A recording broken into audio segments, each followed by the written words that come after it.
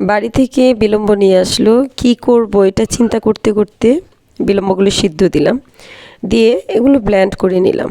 Blend করার পর এগুলো যেটা লিকুইড ছিল সেটা দিয়ে চাটনি বানালাম, আর যেটা আলাদা ছাপাগুলো ছিল ওইটা আলাদাভাবে আমি আচার বানালাম। এটার মধ্যে সরিষার তেলের মধ্যে তেজপাতা, পাঁচফোড়ন, শুকনা মরিচ এটা দিয়ে কিছুক্ষণ নাড়াচাড়া করে এটার মধ্যে বিলম্বটা ঢেলে দিলাম। এটা কিন্তু ছাপাটা, এটা দিয়ে আমি আচার বানালাম।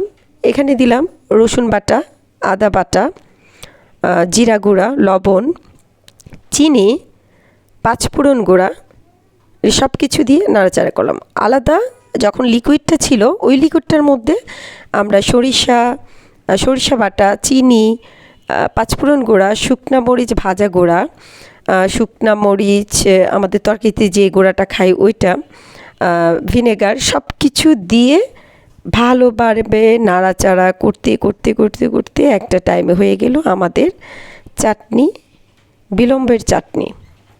এটা খুবই মজাদার ছিল এবং খুবই মজার ছিল, খুব মজা।